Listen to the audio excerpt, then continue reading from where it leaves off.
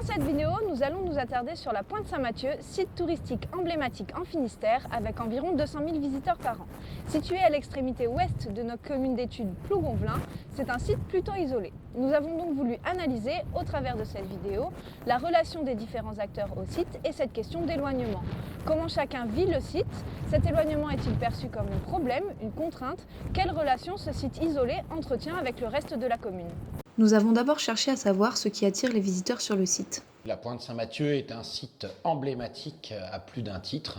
En plus d'un panorama à plus de 260 degrés qui donne à la fois sur les îles, à la fois sur la pointe du Raz, eh bien, il y a une certaine verticalité exceptionnelle dans le sens où vous allez avoir l'abbaye, le phare. La réflexion de M. Prunier est confirmée par les promeneurs rencontrés sur le site. Moi je suis venu principalement pour la vue parce que c'est ça que j'avais entendu parler, mais j'ai découvert là en venant qu'il y avait toute autre chose en fait.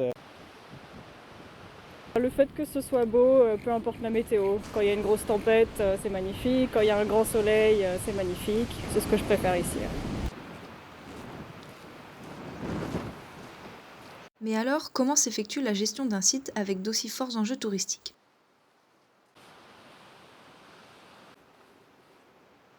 La gestion est de moins en moins communale, elle est au niveau de la communauté de communes. Malgré le rôle majeur de la CCPI, Patrick Prunier nous explique qu'il faut que l'ensemble des acteurs s'accordent, ce qui n'est pas toujours facile. On parle ici des militaires avec la Marine nationale en charge du sémaphore, d'organismes publics tels que la DRAC qui gère l'abbaye ou Phare et Balise, responsable du phare, mais aussi de l'association Les Amis de Saint-Mathieu qui anime le musée, ou encore de commerçants et propriétaires privés avec par exemple l'hôtellerie de Saint-Mathieu. Et enfin de la commune de Plougonvelin en charge de la chapelle et du parking. La commune n'a donc pas un rôle prépondérant dans la gestion du site, ce qui accentue peut-être l'isolement entre celui-ci et le reste de Plougonvelin. À cela s'ajoute la confusion globale qui relie Saint-Mathieu au Conquet. Mais alors cet isolement et ou cette dissociation pose-t-il problème aux commerçants? Tanguy Cor, gérant de l'hôtellerie de la Pointe Saint-Mathieu, répond à ces questions.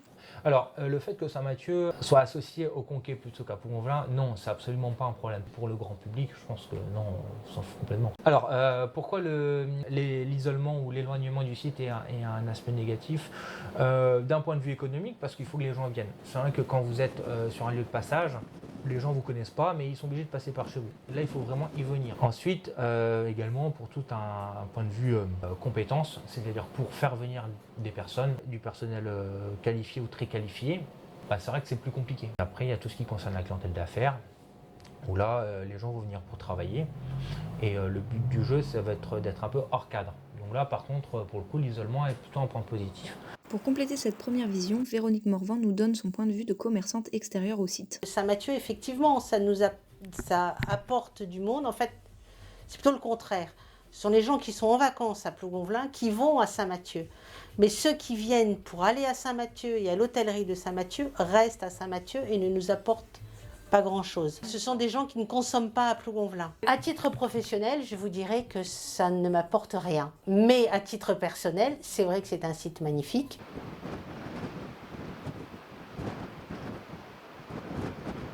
Les différents acteurs n'ayant pas la même relation au site, les points de vue vis-à-vis de la problématique de l'isolement divergent. Il y a aussi une notion d'échelle, harmoniser intérêt communal avec intérêt plus global n'étant pas toujours évident. Néanmoins, toutes les personnes interrogées sont unanimes, la Pointe Saint-Mathieu est un site d'exception qu'il faut continuer à mettre en valeur.